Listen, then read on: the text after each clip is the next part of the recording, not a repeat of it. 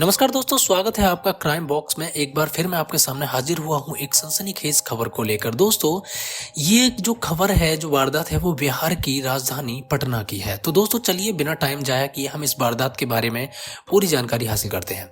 दरअसल दोस्तों, शाम के करीब 7:30 बजे का वक्त था। मोहन कुमार खंडेलवाल पटना स्थित अपने होटल में ही थे। तभी उनके मोबाइल पर एक कॉल आई और कॉल एक अनजान नंबर से आई थी। जिस तरह का वो अन्य कॉल्स को रिसीव किया करते थे, उसी तरह से उस कॉल को भी उन्होंने रिसीव करते हुए जैसे ही हेलो कहा, तभी दूसरी ओर से आवाज आई, तुम्हारे बेटे शिवम का कार सहित किडनैप कर लिया गया है। शिवम उनका 14 साल का बेटा था, जो पटना के वीरचंद पटेल रोड स्थित न्यू पटना क्लब में टेनिस खेलने अक्सर जाया करता था। कार उनका ड्राइवर गिरीश पाठक चलाकर ले जाता था। बेटे के अपहरण की बात सुनकर मोहन कुमार के तो जैसे होश ही उड़ गए। अपहर्ता बेटे को कोई हानि ना पहुंचा सके, इसलिए वह बड़ी ही विनम्रता से बोले, आप मेरे बेटे को छोड़ दीजिए, बदले में आप मुझसे जो भी मांगेंगे मैं दे दूंगा। हमें 2 करोड़ रुपए चाहिए। पैसों का इंतजाम करने के लिए कल दोपहर 2 बजे तक का वक्त दिया जाता है। तुम तब तक पैसों का इंतजाम कर लो, और अगर तुमने पैसे नहीं दिए या फिर कोई चालाकी दिखाने की कोशिश की तो तुम बेटे से तो हाथ धो ही बैठोगे। अपहर्ता ने ये चेतावनी दी। तभी यहाँ पर जो अपहर्ता के जो पिता है मोहन कुमार खंडेलवाल, वो कहते हैं कि मैं पैसे दे दूंगा, लेकिन बेटे को कुछ नहीं होना चाहिए। हमें बेटे से बात तो करा दो ताकि हमें कुछ तसल्ली आ जाए। मोहन कुमार विनम्रता से बोले। बेटे की आवाज सुनने के लिए वह फोन को कान से चिपकाए रहे। कुछ देर बाद उनके कान में बेटे की आवाज आई, हाँ पापा, मैं अंकल के कब्जे में हूं। बेटे की आवाज से उन्हें महसूस हुआ कि जैसे वो डरा सहमा हुआ है। उन्होंने बेटे की जो हिम्मत है उसको बांधा और कहा, बेटा घबराना मत, तुम बहुत जल्दी आ जाओगे। इससे पहले कि वह और कुछ कहते, दूसरी ओर से फोन डिस्कनेक्ट हो गया। उन्होंने कई बार हेलो हेलो कहा, इसके बाद भी कोई जवाब नहीं मिला। तो जिस नंबर से उनके फोन पर कॉल आई थी, कॉल बैक किया, लेकिन फोन स्विच ऑफ हो चुका था। अब दोस्तों, उस नंबर को उन्होंने कई बार डायल किया, लेकिन स्विच ऑफ होने की वजह से वे नहीं मिल सका। उन्होंने अपने ड्राइवर गिरीश पाठक को फोन लगाया, लेकिन उसका फोन भी स्विच ऑफ आ रहा था। अपहरण जो है शिवम का हुआ है, तो ड्राइवर का फोन बंद क्यों है? अपहर्ताओं ने क्या उसे भी अपने काबू में कर रखा था, या वो उनके चंगुल से बाहर है? ये बात उनको समझ नहीं आ रही थी। मोहन कुमार खंडेलवाल की घबराहट बहुत ज्यादा बढ़ गई। वो होटल से सीधे कौशल्या एस्टेट स्थित अपने घर पहुंचे। उन्होंने सबसे पहले पत्नी से पूछा, शिवम टेनिस खेलने के लिए घर से कितने बजे निकला था? रोज की तरह वह शाम 4:15 बजे निकला था, मगर क्या हुआ उसे? आप ये सब क्यों पूछ रहे हैं? पत्नी ने पूछा। ना चाहते हुए भी मोहन कुमार को बेटे के अपहरण की बात पत्नी को बतानी ही पड़ी। बेटे के अपहरण की खबर सुनते ही पत्नी रोने लगी। तब मोहन कुमार ने उन्हें समझाते हुए भरोसा दिलाया कि उनकी अपहर्ता से बात हो चुकी है, जल्द से जल्द बेटे को वो उनके पास ले आएंगे। जिस टेनिस क्लब में शिवम प्रैक्टिस करने जाता था, मोहन खंडेलवाल ने फोन से उस क्लब के संचालक से संपर्क किया तो पता चला कि शिवम आज क्लब में पहुंचा ही नहीं था। इसका मतलब यही हुआ कि घर से क्लब जाते समय ही शिवम का अपहरण कर लिया गया था। उन्होंने रात करीबन 8:30 बजे फोन से पटना के वरिष्ठ पुलिस अधीक्षक मनु महाराज से बात कर बेटे के अपहरण की बात बता दी। साथ ही जिस फोन नंबर से उनके पास फिरौती के लिए फोन आया था, वह फोन नंबर भी उन्हें बता दिया। ये 7 फरवरी 2014 की बात है। मामला किडनैपिंग का था, इसलिए एसएसपी ने तुरंत तेज तर्रार पुलिस अधिकारियों की 3 टीमें बनाई। तीनों टीमों के निर्देशन की जिम्मेदारी एसपी सिटी जयंत कांत को सौंपी गई। एक पुलिस टीम शहर पुलिस उपाधीक्षक ममता कल्याणी की अगुवाई में बनी थी। एसएसपी के कहने पर मोहन खंडेलवाल एसपी सिटी जयंत कांत से मिले और उन्हें बेटे के अपहरण की कहानी बता दी। मोहन खंडेलवाल से बात करने के बाद एसपी सिटी ने शहर कोतवाली में अपहरण का केस दर्ज करा दिया। मोहन खंडेलवाल ने पुलिस को बताया कि उनका ड्राइवर गिरीश पाठक ही सेंट्रो कार BRO 1V 8578 से शिवम को न्यू पटना क्लब लेके जाता था और शाम 7:15 वह टेनिस खेल कर घर लौट आता था। उन्होंने ये भी बताया कि शिवम के अपहरण के बाद ड्राइवर का फोन बंद है, इसलिए उन्होंने आशंका जताई कि शायद गिरीश पाठक ने ही अपने साथियों के साथ मिलकर शिवम का अपहरण कर लिया है। जिस नंबर से फिरौती की कॉल आई थी, पुलिस ने उस नंबर को सर्विलांस पर लगा दिया। जांच से ये पता चला कि वह फोन नंबर कर्नाटक का है और वो प्रदीप पाठक के नाम से लिया गया है, लेकिन फिरौती की कॉल करते समय वह सिम दूसरे IMEI नंबर वाले फोन में डाला गया था। पुलिस की तीनों टीमें IMEI नंबर और फोन नंबर के सहारे रात भर जांच को आगे बढ़ाने की कोशिश में जुटी रहीं।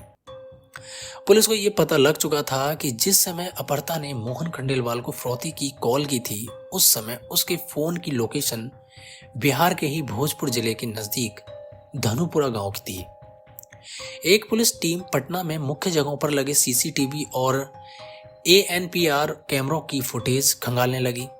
ANPR कैमरे शहर के मुख्य चौराहे पर लगे थे। इन कैमरों से वाहनों की नंबर प्लेट भी पढ़ी जा सकती है। पुलिस के पास खंडेलवाल की सेंट्रो कार का नंबर था, इसलिए वह इन कैमरों से ये जानने की कोशिश करने लगी कि वह सेंट्रो कार किस तरफ गई है। उधर बेटे की चिंता में खंडेलवाल दंपति को भी रात भर नींद नहीं आई। बीच बीच में वह पुलिस को फोन करके यह जानने की कोशिश कर रहे थे कि पुलिस को अपहर्ताओं और बेटे के बारे में कोई जानकारी मिली कि नहीं।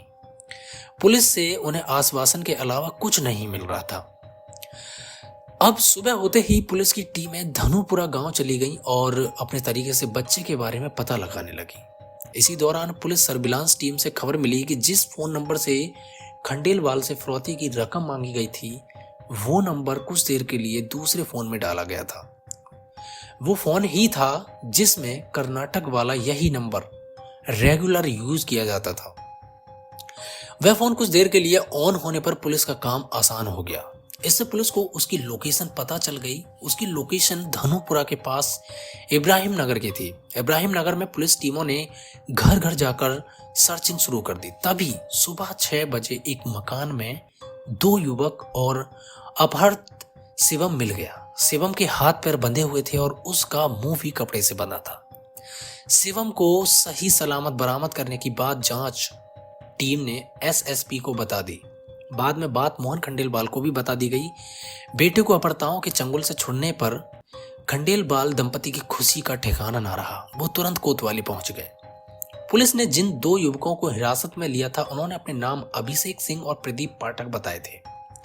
दोनों युवकों से पूछताछ करने के लिए पुलिस गिरफ्तार करके उन्हें कोतवाली लेकर आई। अभिषेक और प्रदीप पाठक से पूछताछ करने पर पता चला कि शिवम के अपहरण की साजिश खंडेलवाल के होटल में काम करने वाली युवती अनामिका और उसके पति गिरीश पाठक ने रची थी। मोहन खंडेलवाल ने भी बेटे के अपहरण में गिरीश पाठक पर शक जताया था। गिरीश और उसकी पत्नी अनामिका पिछले 2 दिनों से अपनी ड्यूटी पर नहीं आ रहे थे। उनके फोन भी स्विच ऑफ थे। पुलिस ने भी दोनों मास्टरमाइंड की तलाश शुरू कर दी, लेकिन उनका पता ही नहीं चला। केवल 14 घंटे के अंदर अपहृत बच्चे के सही सलामत बरामद के अलावा 2 अपहर्ता भी गिरफ्तार किए जा चुके थे। यही पुलिस की बड़ी उपलब्धि थी। अभियुक्त अभिषेक और प्रदीप पाठक से विस्तार से पूछताछ की गई तो शिवम के अपहरण की दिलचस्प कहानी सामने आ गई। बिहार की राजधानी पटना शहर में कौशल्या एस्टेट के रहने वाले मोहन कुमार खंडेलवाल का शहर में एग्जीबिशन रोड पर एक होटल था। इसके अलावा उनके कई और बिजनेस भी थे। इसकी वजह से उनकी गिनती शहर के अच्छे बिजनेसमैनों में की जाती थी। उनका एक बेटा था शिवम। वह सेंट जोसेफ हाई स्कूल में कक्षा 9वीं में पढ़ता था। 14 वर्षीय शिवम को पढ़ाई के साथ टेनिस खेलने का भी शौक था। बेटे की रुचि को देखते हुए मोहन खंडेलवाल उसकी प्रतिभा बढ़ाना चाहते थे। अच्छे खिलाड़ी बनने के गुण सीखने के लिए शिवम पटना के वीरचंद पटेल रोड पर स्थित न्यू पटना क्लब जाने लगा था। वहां वो 2.5-3 घंटे टेनिस की प्रैक्टिस किया करता था। खंडेलवाल ने बेटे को क्लब ले जाने और वहां से घर लाने के लिए अपने ड्राइवर गिरीश पाठक की ड्यूटी लगा रखी थी। गिरीश ही सेंट्रो कार से शिवम को शाम 4 बजे क्लब ले जाता और उसके प्रैक्टिस करने के बाद 7, सवा 7 बजे घर लेकर आता था। गिरीश पाठक खंडेलवाल के होटल में रिसेप्शनिस्ट की नौकरी करने वाली अनामिका का पति था। अनामिका पटना के ही थाना जगनपुर के ककरबाग के रहने वाले दिलीप कुमार की बेटी थी और वहां पर एक डेयरी चलाते थे। अनामिका अपने 2 भाइयों के बीच अकेली बहन थी, इसलिए परिवार में वो सबकी दुलारी थी। इंटरमीडिएट पास करने के बाद उसने मोहन खंडेलवाल के होटल में रिसेप्शनिस्ट की नौकरी कर ली। खंडेलवाल के यहाँ गिरीश पाठक नाम का एक युवक ड्राइवर था, जो भोजपुर जिले के कचनत गांव में रहने वाले देवेंद्र नाथ पाठक का बेटा था। मोहन खंडेलवाल को जब उनके होटल ले जाता तो फुर्सत में रिसेप्शनिस्ट अनामिका से बात करता था। हम उम्र होने की वजह से दोनों खूब बातें करते थे। धीरे धीरे उनके बीच बातों का दायरा बढ़ता गया और वे एक दूसरे को जो है चाहने भी लगे। दिन ब दिन उनका प्यार बढ़ने लगा। हालात यहाँ तक पहुंच गए कि अलग अलग जाति होने के बावजूद उन्होंने शादी करने का फैसला ले लिया। फिर घर वालों की मर्जी के खिलाफ गिरीश पाठक और अनामिका ने जनवरी 2013 में लव मैरिज कर ली। शादी के बाद दोनों ही पटना में किराए पर कमरा लेकर रहने लगे। चूंकि दोनों ही कमा रहे थे इसलिए उनकी गृहस्थी ठीक ठाक चल रही थी। वे एक बड़े बिजनेसमैन मोहन खंडेलवाल के यहाँ नौकरी करते थे। खंडेलवाल के ठाट बाट देखकर उनके मन में भी ऐश की जिंदगी गुजारने की लालसा होती थी, मगर जितनी पगार उन्हें मिलती थी उससे उनकी महत्वाकांक्षाएं पूरी होने वाली तो थी नहीं। ऐसा क्या करें जिससे उनके पास भी बहुत सारी संपत्ति हो जाए, इसी बात पर वे विचार करते थे। इसी दौरान उनके दिमाग में विचार आया कि जिस खंडेलवाल के यहाँ वे नौकरी कर रहे हैं क्यों ना उनके बेटे शिवम का किडनैप कर लिया जाए, क्योंकि वह पैसे वाले हैं। इसलिए शिवम की फिरौती पर उन्हें मोटा पैसा मिलने की उम्मीद थी। शिवम को क्लब तक गिरीश ही छोड़ने जाता था, इसलिए उसका किडनैप भी आसानी से होने की उम्मीद थी। गिरीश पाठक ने जल्दी से मालदार होने का उपाय तो खोज लिया, लेकिन जो काम करके अपनी तमन्ना पूरी करनी चाहते थे वह काम इतना आसान नहीं था। उसने इस योजना में अपने ताऊ के बेटे प्रदीप पाठक को शामिल करने का फैसला किया था। प्रदीप पाठक भोजपुर जिले के ही थाना पीटो का रहने वाला था। वह बेंगलुरु में एक ट्रैवल एजेंसी में ड्राइवर था। गिरीश की प्रदीप से फोन पर बात होती रहती थी। प्रदीप भी अपनी नौकरी से खुश नहीं था, वो भी जल्दी से मोटे पैसे कमाना चाहता था। 29 जनवरी 2014 को गिरीश ने उसे एक काम में मोटा पैसा कमाने का लालच देकर पटना आने को कहा। प्रदीप ने उससे काम के बारे में जानना चाहा तो गिरीश ने कह दिया कि काम के बारे में वह पटना आने पर ही बताएगा। 1 फरवरी 2014 को प्रदीप बेंगलुरु से पटना आ गया और मीठापुर बस स्टैंड के नजदीक अपने भाई विनय पाठक के मकान में ठहर गया। फोन करके उसने गिरीश को अपने आने की सूचना दी तो वह उसके कमरे पर ही पहुंच गया। गिरीश ने उसे बिजनेसमैन मोहन खंडेलवाल को जो 14 वर्षीय बेटे शिवम के अपहरण कर मोटी फिरौती वसूलने की योजना बताई। अच्छे पैसे मिलने की उम्मीद में प्रदीप ने भी हामी भर दी। बेस गेम को सुरक्षा पूर्वक खेलना चाहते थे।